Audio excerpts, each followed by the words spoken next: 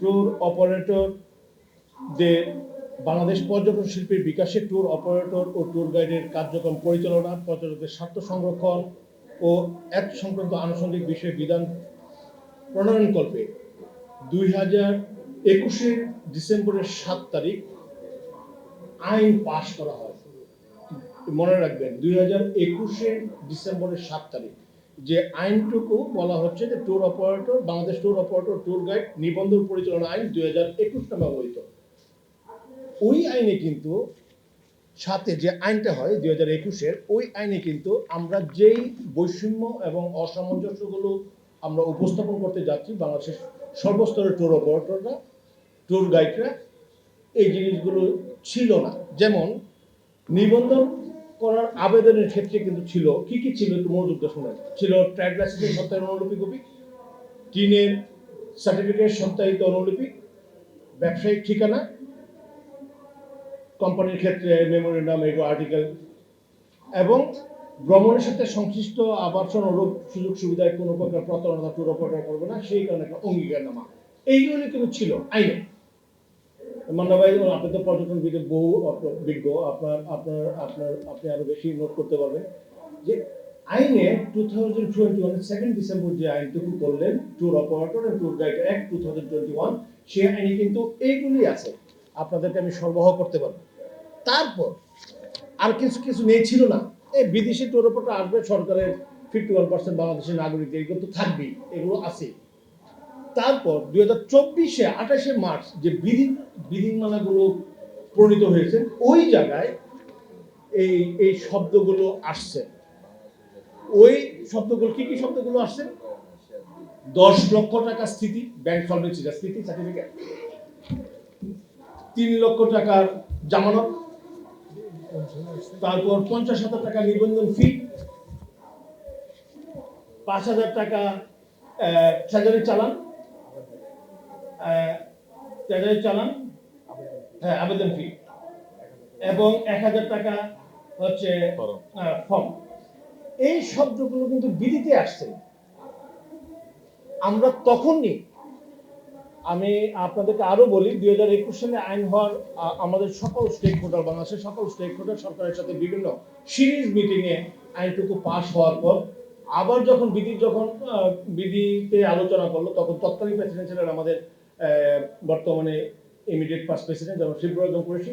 উনিও series meeting হওয়ার পর উনি অনেক প্রবল আপত্তির মুখী সরকার 28শে মার্চ 2024-এ এই বিধিগুলো আরোপ করেছেন, যা আমাদের সাথে বাংলাদেশ পর্যটন বিকাশমান পর্যটনের বেগবান করার স্বার্থে ট্যুর অপারেটর, ট্যুর গাইডরা বাংলাদেশি পর্যটনের এই এত বছরের সম্পৃক্ততা এবং আরো বেশি প্রাণবন্ত পরিবেশে বাংলাদেশ পর্যটন শিল্পকে বহির্বিশ্বে উন্মোচন, বহির্বিশ্বের ব্র্যান্ডিং, বাংলাদেশের পর্যটন শিল্পের সাস্টেইন করার জন্য যে প্রয়াস চালিয়ে যাচ্ছে সম্মানিত ট্যুর সদস্যরা, তাদের সাথে খাপ খায় না।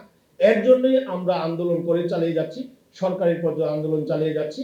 যখন আমরা দেখলাম বাংলাদেশ ট্যুরিজম বোর্ড সোনালী ব্যাংকের সাথে এমইউ সাইন করেছেন ফি এবং এই জামানত 3 লক্ষ টাকা জামানত ব্যাপারে, তখনই আমরা আপনাদের সামনে উপস্থিত হয়েছি। এর আগে সংশ্লিষ্ট কর্তৃপক্ষকে আমরা চিঠি দিয়েছি যে বাংলাদেশ পর্যটন শিল্পকে স্থায়িত্ব, বাংলাদেশ পর্যটন শিল্পকে বেগবান, টোয়াবের সম্মানিত সদস্যের প্রয়াস, প্রচেষ্টা, অক্লান্ত পরিশ্রমের সবকিছু বিফলে চলে যাবে যদি এই সংগতিগুলো দূর করা না হয়।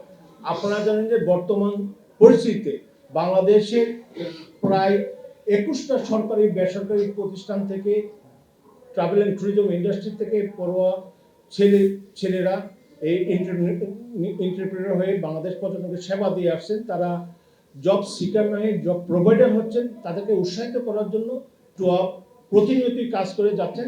সেই পরিপ্রেক্ষিতে আপনাদের কাছে আমরা হাজির হয়েছি যে আপনাদের মাধ্যমে সংশ্লিষ্ট কর্তৃপক্ষ, সরকারি কর্তৃপক্ষকে জানান দিতে যে 3 লক্ষ টাকা ব্যাংক গ্যারান্টি অমূলক, 10 লক্ষ টাকা ব্যাংক সলভেন্সি সার্টিফিকেট অমূলক, 50,000 টাকা ফি অমূলক, এবং অন্যান্য অসঙ্গতি, যে অসঙ্গতিগুলো আমরা চিঠিতে প্রকাশ করেছি, এই অসঙ্গতি দূর করে আবার এসআরওর মাধ্যমে এই বিধিকে রহিত করা যাবে। আপনাদের জ্ঞাতার্থে বলি, বিধি কিন্তু রহিত করার জন্য আইন রয়েছে, এটাও আমি একটু পড়ে শোনাই। অসুবিধা দূরীকরণ, এটা আমি পড়ে শোনাই আপনাদেরকে। আর্টিকেল 18, এই আইনে একটু মনোযোগ দিয়ে শুনেন। আমি এবং আমার কলিগ শিবরঞ্জন কোরেশী সাহেব বর্তমানে আমাদের সচিব মহোদয়ের সাথে যখন আমরা সাক্ষাৎ করতে গিয়েছিলাম ওনার ফার্স্ট কর্মদিবসে, ওনার সুস্বাস্থ্য দীর্ঘায়ু কামনা করে আমাদের বাংলাদেশ পর্যটন শিল্পে ওনার বুদ্ধিপন্ন এবং ওনার পেশাদারিত্ব কাজে লাগানোর জন্য ওনাকে অভিনন্দন জানানোর যখন আমরা গিয়েছিলাম, ওনাকে তখন বলেছিলাম যে এসআরওর মাধ্যমে এই আইন রহিত করা যায়, একটু মেহরবানি করে প্লিজ এই আইন রহিত করা যায়। তখন উনি তেমন বোধ হয় উনি কাজ করবেন। আমি সকল সাংবাদিক ভাইদেরকে অনুরোধ করব এই শব্দটুকু, এই লাইনটুকু যদি আপনারা কোট করেন তাহলে সরকারি কর্মকর্তা কর্মচারী অন্যান্য স্টেক হোল্ডার সুবিধা হবে। 18 অসুবিধা দূরীকরণ, এই আইনে কোনো বিধান কার্যকর করিবার ক্ষেত্রে কোনো অস্পষ্টতা অসুবিধা পরিলক্ষিত হইলে সরকার আদেশ দ্বারা এই আইন বিধানগুলির সহিত অসঙ্গতিপূর্ণ সাপেক্ষে উক্ত অস্পষ্টতা অসুবিধা দূর করিতে পারিবে। আবারও বলি, এটা এখনো এই বিধিগুলো এসআরওর মাধ্যমে দূর করা যায়। মহামান্য সিগনেচার করার, আপনারা জানেন মহামান্য রাষ্ট্রপতি সিগনেচার হওয়ার পর আইনে পরিণত হয়ে যায়।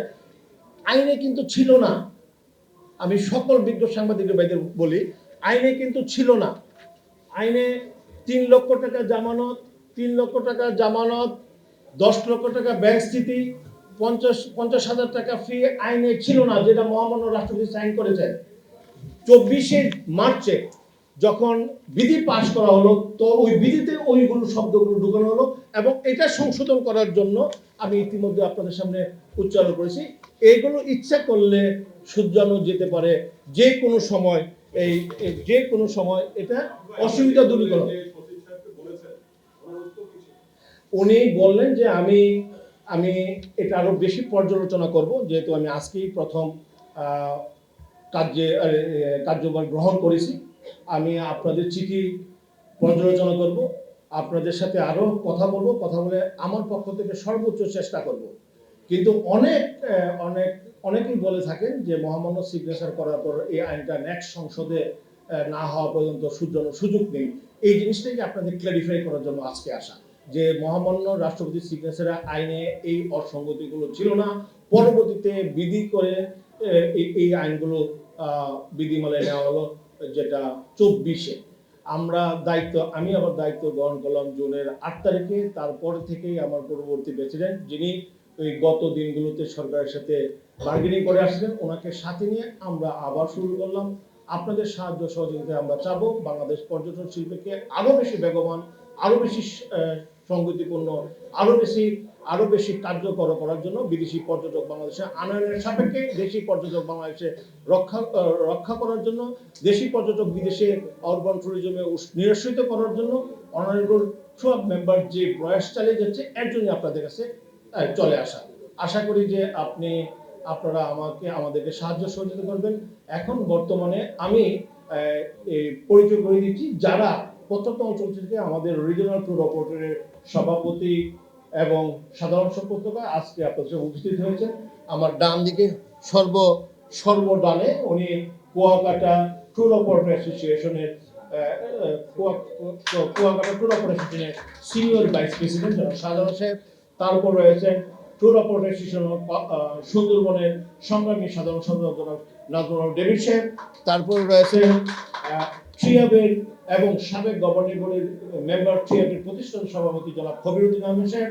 আমরা কিন্তু প্রাইভেট স্টেক হোল্ডার যারা ছিলাম, রিপ্রেজেন্টেটিভ ছিলাম স্টেক হোল্ডারদের, সবাই এটা নিয়ে প্রতিবাদ করেছে। আমরা আরম্ভ করেছি যে এইটা করলে আমাদের পর্যটন বিকাশ ব্যাহত হবে, কারণ ট্যুর অপারেটর ভিডিও ক্লিপিং তৈরি করে ছবি তুলে বিভিন্নভাবে প্রমোশনের মাধ্যমে বাংলাদেশের পর্যটনকে সমৃদ্ধ করে। এতে করে ট্যুর অপারেটরও যদি এফেক্টেড হয়, ট্যুর অপারেটরের সংখ্যা কমে যাবে, বাংলাদেশের পর্যটকের সংখ্যা কমে যাবে, বিদেশ থেকে পর্যটক আসার সংখ্যা কমে যাবে। এবং আমরা বিগত সরকারের মন্ত্রী মহোদয় দায়িত্ব গ্রহণ করার পরপরই 18 ফেব্রুয়ারি ওনার সঙ্গে আমাদের বোর্ড অফ ডাইরেক্টর আমরা মিটিং করেছেন। বিধি তৈরি হওয়ার প্রক্রিয়ার মাধ্যমে আমাদের আপত্তি বরাবরই আমরা করে নিয়েছি। ওই মিটিংয়েও আমরা 16 দফা প্রস্তাবনা নিয়ে গিয়েছিলাম, তার মধ্যে অন্যতম প্রস্তাবনা ছিল, উনি আমাদেরকে আশ্বস্ত করেছিলেন যে ঠিক আছে আমি এটা দেখব। পরবর্তীতে যখন গেলে পাশ হয়ে গেল, এরপরে আমাদের একটা অনুষ্ঠানে আমাদের এই নতুন বোর্ড যখন রাফি ভাই দায়িত্ব গ্রহণ করলেন, এই তোমার হ্যান্ড ওভার অনুষ্ঠানে উনি প্রধান অতিথি ছিলেন। ওই অনুষ্ঠানে ওনার বক্তৃতার মাঝখানে আমি ফোন নিয়ে ওনাকে বলেছিলাম যে স্যার এই অসংগতিগুলোর ব্যাপারে আমাদের এবং ভ্যাটের ব্যাপারে আমাদের আপত্তি আছে, আপনি বিষয়টা দেখবেন।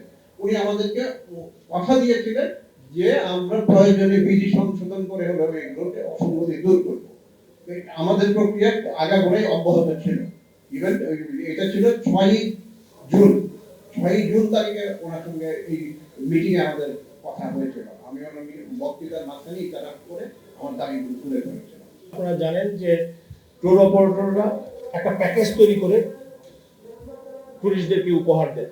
এই প্যাকেজের সাথে কি কি থাকে? অ্যাকোমোডেশন থাকে, ট্রান্সপোর্টেশন থাকে, ইউজিং থেকে মিল থাকে, অ্যামিউজমেন্ট পার্কে এন্টারটেইনমেন্টের বিভিন্ন রসদ থাকে। তারপর তার মেধা প্রজ্ঞা প্রশাসন দিয়ে একটা প্যাকেজ তৈরি করে পেশাদারিত্ব বজায় রেখে বিদেশি এবং দেশি পর্যটক উপস্থাপন করে। বর্তমান যে সময় যে যে যে জিনিসগুলো আরোপ করতে যাচ্ছে, এই জিনিসটা হচ্ছে আমরা আগে ব্যাটের বহির্ভূত ছিলাম, ব্যাট দিতে হতো না। কারণ আমরা যখন ক্যাটারিং ইন্ডাস্ট্রি থেকে খাবার কিনি তখন ব্যাট দিই, আমরা যখন লজিং ইন্ডাস্ট্রি থেকে অ্যাকোমোডেশন পারচেস করি তখন ব্যাট দিই, আমরা যখন এন্টারটেইনমেন্ট ইন্ডাস্ট্রি থেকে টিকিট এন্ট্রি করি তখন ব্যাট দিই, ট্রান্সপোর্ট ইন্ডাস্ট্রি থেকে বিভিন্ন যানবাহনের তখন ব্যাট দিই। সেই কারণে আমরা ব্যাটের বহির্ভূত ছিলাম। কিন্তু গত জুনের বাজেটে আমাদের উপর আমাদের ট্যুর অপারেটর সেবার উপর 15% ব্যাট আরোপ করা হলো, যেটা আমরা দ্বৈত করনীতি হিসেবে আখ্যায়িত করে আমরা সাথে সাথে 6 তারিখে বাজেট পেশ হলো, 8 তারিখে আপনাদের সামনে আসি। কারণ আমরা ট্যুর অপারেটর জানি যে সাংবাদিক বাইরাই হচ্ছে আমাদের একমাত্র দর্পণ। ওনাদের কাছে আমরা আপনাদের কাছে বারবার আসি, যেহেতু আমরা এক কাঁধে কাঁধ মিলে বাংলাদেশ পর্যটন শিল্পের জন্য কাজ করে থাকি। 8 তারিখে আপনাদের সাথে প্রেস কনফারেন্স করেছি। আমরা সরকারের কাছে বিভিন্ন জায়গায় আমরা চিঠি দিয়েছি, স্মারকলিপি দিয়েছি, আমরা বার্গেনিং করেছি। তবু যখন আবার বাজেট পাস করার সময় আমরা বাজেট পাস করার আগে আমরা রাউন্ড টেবিল স্টেক হোল্ডারদের রাউন্ড টেবিল কনফারেন্স করেছি। তারপরে এবং তৎকালীন এনবিআর চেয়ারম্যান রহমতুল্লাহ মনির সাহেবের সাথে দীর্ঘ সিরিজ মিটিং করেছি। বিভিন্ন এনবিআর বিভিন্ন কর্মকর্তাদের সাথে বিভিন্নভাবে কথা বলেছি। তবু ওনারা এই 15% ব্যাট আরোপ করাতে বাংলাদেশ পর্যটন শিল্প ব্যাহত হচ্ছে। এই কারণে আপনাদের কাছে আসা, এখনো সুযোগ আছে এনবিআর এই ব্যাটটুকুকে এসআর এর মাধ্যমে রহিত করতে। যদি কোনো প্রশ্ন থাকে ব্যাটের উপর, কারণ আপনারা নিউজ দেবেন, আমি ছেড়ে দিতে চাচ্ছি। আপনি আপনার জ্ঞাতার্থে বলি, আমরা যখন কম্পেয়ার করি, যখন ইন্ডিয়ার সাথে মিটিং করি, তখন আমরা উপস্থাপন করেছি আমাদের প্রতিবেশী দেশগুলোর সাথে। আমরা ইন্ডিয়া, শ্রীলঙ্কা, নেপাল। ইন্ডিয়াতে 3.5% ওরা এটা ব্যাট নেয় না, ওরা অন্য একটা জিএসটি অন্য আঙ্গিকে নেয়। এবং আপনি জানেন যে আমরাই হচ্ছে সবচেয়ে কনিষ্ঠতম দেশ পর্যটন শিল্পে। আমরা প্রতিবেশী দেশগুলো তো সর্বশেষে আমরা স্বাধীনতা প্রাপ্ত। আমাদের প্রতিদ্বন্দ্বী দেশগুলো কেউ স্বাধীনতা আমাদের আগে হয়েছে, কেউ কখনো পরাধীন ছিলেন না। সেই কারণে আমরা সর্বশেষে শুরু করা জাতি, যে জাতি পর্যটন শিল্পে এগুচ্ছে। আমাদের মূল শক্তি হচ্ছে বাংলাদেশ পর্যটন শিল্পের মূল শক্তি হচ্ছে আমাদের জনসাধারণ, তার আতিথেয়তা এবং আমাদের ইনক্রেডিবল বিভিন্ন পর্যটন এলিমেন্ট এবং আমাদের সিজন। আমরা 6 ঋতুর দেশ। এর পরিপ্রেক্ষিতে ট্যুরিজম আমাদের বাংলাদেশে খুব বেশি বেগবান। ডোমেস্টিক ট্যুরিজম আমরা ঈর্ষণীয় পর্যায়ে যাচ্ছি, ইন্টারন্যাশনাল ট্যুরিজম আমরা এগোচ্ছি। সেই সময় এই ব্যাট এবং ট্যুর অপারেটর অ্যাক্ট আমাদেরকে ব্যাহত করে যাচ্ছে, যেটা অগ্রসর শিল্পের জন্য কনিষ্ঠতম দেশ হিসেবে, কনিষ্ঠতম শিল্পের যাত্রা হিসেবে খাপ খায় না, এটা অনুকূল পরিবেশ না। এই কারণে আপনাদের সামনে আসা। কারণ পর্যটন শিল্প এই কমিউনিটি বেসড ট্যুরিজম দিয়ে অত অঞ্চলের মানুষগুলোকে পর্যটন শিল্পে সংশ্লিষ্ট করে, যা সামাজিক, রাজনৈতিক, অর্থনৈতিক, পারিবারিক বিকাশ ঘটে। কারণ পর্যটন শিল্পের মাধ্যমে অনেকগুলো সেক্টরকে সংঘবদ্ধ করা যায়, আনয়ন করা যায় পর্যটন শিল্পের মাধ্যমে। কারণ পর্যটন শিল্পের মাধ্যমে ইকোনমি মাল্টিপ্লাই অ্যাপ্লাই করা যায়, আপনার ব্যাপক কর্মসংস্থান করা যায়। এইগুলো পর্যটন শিল্পের দ্বারাই সম্ভব। যার কারণে বিশ্বের সব দামি দেশগুলো, সব উন্নত দেশগুলি পর্যটন উন্নত মানে সেই দেশ উন্নত। সেই কারণেই আমরা চাচ্ছি যে বাংলাদেশের একটা সম্ভাবনা শিল্প, এই শিল্প উদ্দেশ্য লক্ষ্যে পৌঁছার জন্য সরকারকে এগিয়ে আসতে হবে। বিভিন্ন দেশের প্রধান আয় উৎস পর্যটন, কিন্তু অনেক দেশে এত রিসোর্স নাই, যে প্লাস 6 ঋতুর দেশ, পাহাড় পর্বত ঝর্ণা সাগর সবকিছু আছে, তারপরেও কেন খাত এগিয়ে যেতে পারতেছে না? বাধাটা সেইগুলো। না, পর্যটন খাত এগোচ্ছে না, এটার সাথে আমি একমত না। কারণ আপনি জানেন যে ব্যাপক পরিবর্তন। আপনি আপনি ইতিমধ্যেই জানেন যে এই প্রতিটি ভ্যাকেশনে, প্রতিটি লম্বা ছুটিতে বাংলাদেশের জনসাধারণগুলো বাংলাদেশের বিভিন্ন ডেস্টিনেশনে বেড়াতে যায়। তার 10 মিলিয়ন 15 মিলিয়ন সারা বর্ষব্যাপী হয়ে যায়। এইগুলো কিন্তু আমাদের বৈদেশিক মুদ্রা সাশ্রয় করে। কারণ বাংলাদেশ যদি পর্যটন শিল্প না এগোতো, বাংলাদেশে যদি এই পর্যটন শিল্পে যদি বেগবান না হতো, তাহলে এই মানুষজনগুলো দেশের বাইরে চলে যেতেন, প্রতিবেশী দেশগুলো উন্নত হতো, প্রতিবেশী দেশগুলো লাভবান হতো। এর জন্য ডোমেস্টিক ট্যুরিজম দিয়ে আমরা বৈদেশিক মুদ্রা আমরা রক্ষা করতে পারি, আমরা সক্ষম হচ্ছি। এটা পর্যটন শিল্প উন্নয়নের ফলে। এবং শুধু তাই নয়, ইনবাউন্ড ট্যুরিজমের মাধ্যমে কিন্তু আমরা বৈদেশিক মুদ্রা অর্জন করি। ইনবাউন্ড ট্যুরিজম আর বৃদ্ধি করার জন্য সরকারকে চাচ্ছি যে আমাদেরকে সাহায্য সহযোগিতা করার জন্য ডিউটি ফ্রি গাড়ি, আমাদের অ্যামিউজমেন্ট পার্ক এবং হোটেল মোটেলের জন্য ডিউটি ফ্রি ইকুইপমেন্ট, পর্যটনের ইনসেন্টিভ, ট্যুর অপারেটরের ব্যাট প্রত্যাহার, রেজিস্ট্রেশনের জামানত বাতিল, এই দাবিগুলো করে আসছি যাতে পর্যটন সংগতিপূর্ণ হয়, পর্যটন এগুলো। ফরেন পর্যটক আছে, এটা কি অন্যান্য দেশের তুলনায় বাংলাদেশে কি রেশিও অনুযায়ী আসছে নাকি তারা আসছে না? আমি আবারও বলি যে আমাদের প্রতিবেশী দেশগুলো সবাই আমাদের আগে পর্যটন শিল্পে পদার্পণ। ইন্ডিয়া আমাদের আগে স্বাধীনতাপ্রাপ্ত, শ্রীলঙ্কা, মালদ্বীপ, নেপাল, থাইল্যান্ড, সিঙ্গাপুর, ইন্ডিয়া সবাই আমাদের আগে স্বাধীনতাপ্রাপ্ত বা কখনো পরাধীন ছিল না। আমরা হলো সর্বকনিষ্ঠ। আমাদের স্বাধীনতা প্রাপ্তির পর 52 বছর আমরা ক্রস করতে যাচ্ছি পর্যটন শিল্পে। এর জন্য আমাদেরকে আরও বেশি বিদেশে বাংলাদেশে তুলে ধরতে হবে। আপনি যে বললেন আমাদের ষড়ঋতু তারতম্য দেশে তুলে ধরতে হবে। আমাদের সমুদ্র, পাহাড়, আমাদের টি গার্ডেন, আমাদের আর্কোলজি, আমাদের হারমোনি, আমাদের আতিথেয়তার পরিবেশে তুলে দিতে হবে। এই যে জিনিসগুলো আমরা সম্মানিত ক্লাব সদস্য করে থাকে, আমরা চাচ্ছি সরকার এই কাজগুলো করুক। বিশ্ব দরবারে বাংলাদেশের পর্যটন নিয়ে ব্র্যান্ডিং করা দরকার, প্রতি বছরই দাবি তোলা হয়। আগের সরকারও বলছে ব্র্যান্ডিং দরকার, কিন্তু সেটা করেনি। এখন এখানে কি কোনো ষড়যন্ত্র আছে কিনা যাতে বাংলাদেশ পর্যটক নিয়ে আগাতে না পারে? না, দেশের এমন কোনো অদম নাগরিকই দেশ নিয়ে ষড়যন্ত্র করে। সবাই তার নিজের মাতৃভূমিকে ভালোবাসে, এটা হলো সুন্নাহ। এবং শুধু তাই নয়, প্রতিদিন তার মাকে ভালোবাসে। মাতৃভূমি মা একই। সে কারণে ষড়যন্ত্র নয়, পরিপক্কতা, অভিজ্ঞতার অভাব ঘাটতি থাকতে পারে।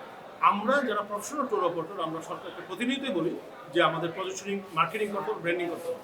যে দেশে সমুদ্র নাই সেই দেশে আমরা সমুদ্র নিয়ে যেতে হবে, যে দেশে বন জঙ্গল নাই সেই দেশে আমরা বন জঙ্গল নিয়ে যেতে হবে, যে দেশে টি গার্ডেন নাই সেই দেশে টি গার্ডেন নিয়ে যেতে হবে, যে দেশে যা নাই সেই দেশকে আমরা মার্কেটিং করবো, পজিশনিং মার্কেটিং বলে, ব্র্যান্ডিং বলে। আমরা এইগুলো আমরা প্রফেশনাল ট্যুর অপারেটর করে যাচ্ছি। সরকার এগুচ্ছে। সরকার ট্যুরিজম বোর্ডের মাধ্যমে ইন্টারন্যাশনাল ট্যুরিজম ফেয়ারে অংশগ্রহণ করে বাংলাদেশের ব্র্যান্ডিং চালিয়ে যাচ্ছে। বাট এটা এত ব্যাপকভাবে হচ্ছে না। আমরা চাচ্ছি আরও ব্যাপকভাবে, আরও কার্যকরী পদক্ষেপ। নতুন সরকারের কাছে আপনাদের প্রত্যাশা কি? পর্যটনকে প্রায়োরিটি দিতে হবে।